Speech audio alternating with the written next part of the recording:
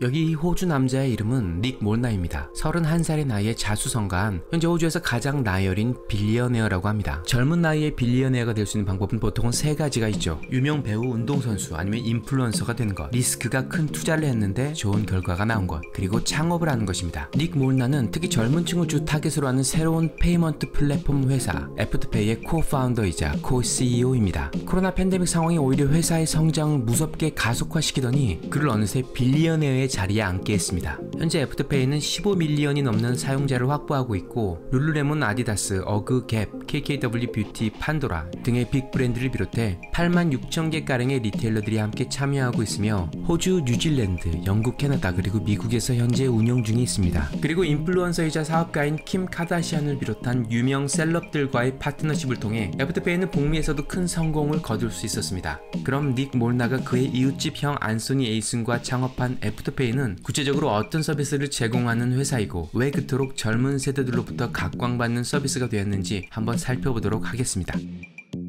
애프터페이는 소비자들에게 Buy Now, Pay Later의 서비스를 제공하는 새로운 개념의 페이먼트 플랫폼입니다. 소비자들이 제품을 구매할 때 제품의 가격을 구매가 이루어지는 순간 모두 지불하지 않고 일정 시간 동안 나누어 지불할 수 있도록 해줍니다. 예를 들어 여기 아디다스 슈퍼스타가 $150에 판매됩니다. 여기 보시면 실제로 애프터페이 구매가 가능한 제품입니다. 그런데 결제하실 때 애프터페이 옵션을 선택하면 총액을 당장 모두 지불하지 않고 $37.50를 2주에 한 번씩 4번에 걸쳐 지불하며 신발을 구매할 수 있습니다. 제가 애프터페이 결제 과정이 얼마나 스무스하게 이루어지는지 확인하기 위해 테스트도 할 겸 네이티브 웹사이트에서 아이들 여름 신발을 한번 구매해 보았습니다. 여기 결제 옵션에서 애프터페이를 선택하시고 리뷰 오더를 누르시면 애프터페이 창으로 바로 연결됩니다. 이메일 주소를 입력하고 이렇게 카드 정보 입력하시고 컨펌 클릭하면 마무리됩니다. 간단하네요. 그럼 이렇게 이메일이 옵니다. 여기 보시면 저는 오늘 신발 가격 총액의 4분의 1을 지불했습니다. 그리고 나머지 액수는 2주에 한 번씩 3번 더 자동으로 빠지겠죠.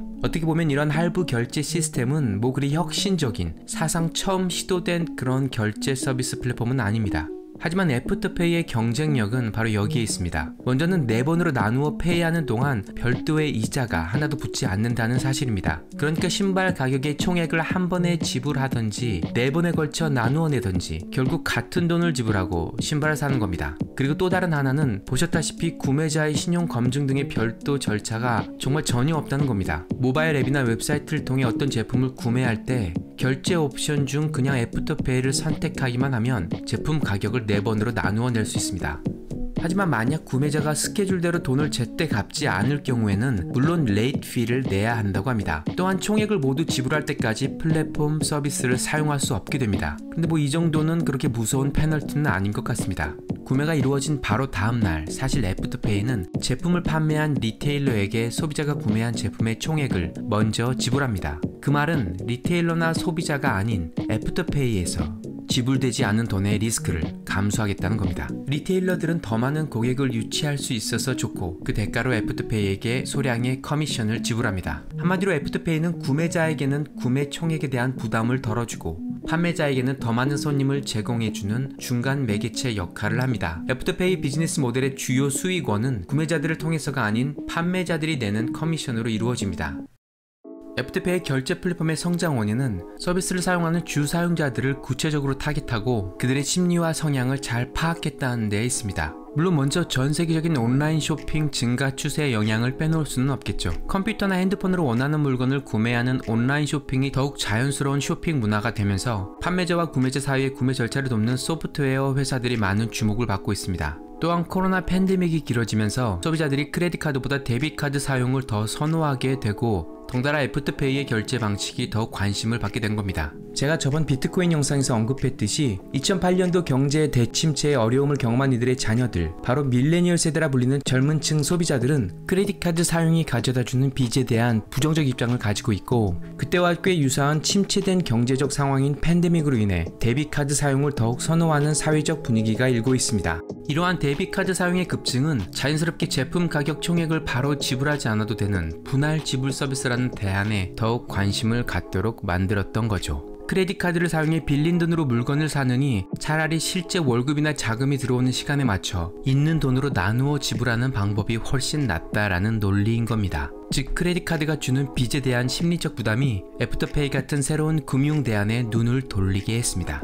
애프터페이의 성공 원인은 바로 이처럼 소비자의 소비 성향과 심리를 올바로 파악했다는 데 있고 시대적 상황에 잘 들어맞는 솔루션이었다는 데 있습니다. 그리고 애프터페이의 또 다른 성공 이유로는 기존의 할부 페이먼트 하며 따라오는 까다로운 신용체크와 복잡한 절차를 모두 없애고 쉽고 간단한 결제 과정을 제공했다는 데 있습니다. 숨은 비용들이나 복잡한 과정이 전혀 없고 깔끔하고 간단합니다. 이러한 부분들이 요즘 세대 고객들의 취향 적중에 성공한 것 같습니다. 마지막으로 애프터페이는 온라인 결제 외에도 현재 오프라인 스토어에서 동일한 서비스를 사용할 수 있도록 확장 중에 있습니다. 애프터페이 앱에서 애프터페이 카드를 애플 월릿이나 구글 월릿에 넣어두면 함께 참여하고 있는 리테일러 가게에서 제품 구입 시 애프터페이 결제 방식을 선택할 수 있다고 합니다. 닉 몰나에 의하면 공항에서 비행기 티켓을 살 때나 치과에서 진료비를 낼 때도 서비스를 사용할 수 있을 거라고 합니다. 특히 MZ세대라 불리는 젊은 소비자들을 바탕으로 꽤 많은 사용자들을 확보하고 있고 빠르게 성장하고 있는 기업임은 틀림없지만 모든 새로운 도전이 그렇듯 부정적인 시각으로 바라보는 일부 입장도 있습니다. 우선 소비자들의 소비 습관을 더욱 부추기는 것이 아닌가 하는 견해가 있고 또한 소비자들이 스스로 감당할 수 있는 액수 이상의 소비를 장려함으로 경제적 리스크를 증가시킨다는 입장입니다. 하지만 이런 점에선 사실 크레딧 카드의 남용으로 인해 발생하는 리스크 또한 만만치 않은 것도 사실이죠. 그리고 무엇보다 리테일러들이 지불하는 커미션으로 인해 소상공인이나 자영업자들의 입지를 더욱 해칠 수 있다는 우려의 목소리가 있습니다. 아무래도 커미션 지불에 있어 큰 리테일러들이 소상공인들에 비해 유리한 입지를 취하고 있고 큰 기업들만 애프터페이 서비스를 제공하게 되면 이 서비스를 원하는 소비자들은 더욱 큰 기업들의 제품 구매를 선호하게 될 것이기 때문에 경쟁의 격차를 더욱 벌리게 되는 결과를 초래한다는 겁니다.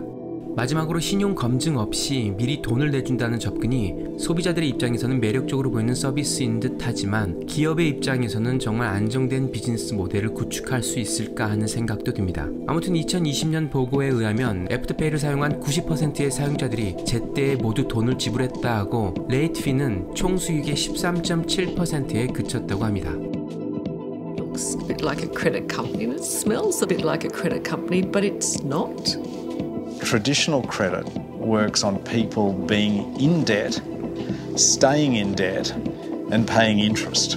And in fact, those models only work if customers don't pay back straight away. Our whole proposition is that customers cannot fall into a debt trap. So if you miss a single payment with Afterpay, you can't use the service to make another purchase. 크레딧 카드와 비슷한 듯 하면서 다릅니다. 혁신적인 페이먼트 플랫폼이라고 하는데 분명 아직은 시작 단계라는 생각도 듭니다. 하지만 분명 애프터페이의 성공은 그만큼 크레딧 카드로 인해 발생하는 여러 문제들과 기존 뱅크 시스템으로 인한 소비자들의 심리적 부담 그리고 이러한 사회적 현상을 그대로 대변하고 있는 듯합니다. 소비자들은 뭔가 새로운 차원의 해결책을 가져다줄 금융상품이나 서비스, 더 나아가 금융 시스템을 바라고 있다는 말이죠. 즉 애프터페이의 서비스가 소비자들의 입장을 파악하고 있다는 점과 기존의 금융 문제에 대한 해결책을 제시하려 한다는 시도에 있어서 많은 사용자들의 신뢰를 얻은 것 같습니다. 회사가 계속적으로 성장한다면 추후에는 여러 다양한 각도의 금융 서비스 제공에도 도전할 수 있는 여지가 충분히 있는 듯합니다. 그리고 저는 개인적으로 이 같은 창업 성공 스토리를 통해 많은 것을 배울 수 있다고 생각합니다. 뭔가에 도전하고 그 가운데 놓여진 수많은 어려움들을 뚫고 결국 그 목표를 이루어내는 모습에 큰 도전을 받기도 합니다. 세계적인 광고제인 클리오 광고 대회에서 한국 학생들이 무척 좋은 성과를 거뒀다는 소식을 들었는데 이렇게 창의적이고 능력 있는 우리나라의 젊은 인재들이 그러한 빛나는 아이디어들을 시작으로 창업과 혁신에 도전할 수 있는 그런 사회가 구축되었으면 좋겠다는 생각도 한번 해봤습니다. 오늘 영상은 여기까지입니다. 여러분에게 조금이라도 도움과 유익이 되는 영상이었기를 바랍니다. 오늘 하루도 끊임없이 도전하는 하루 되시길 바라며 전 또 다음 영상으로 인사드리겠습니다. 감사합니다.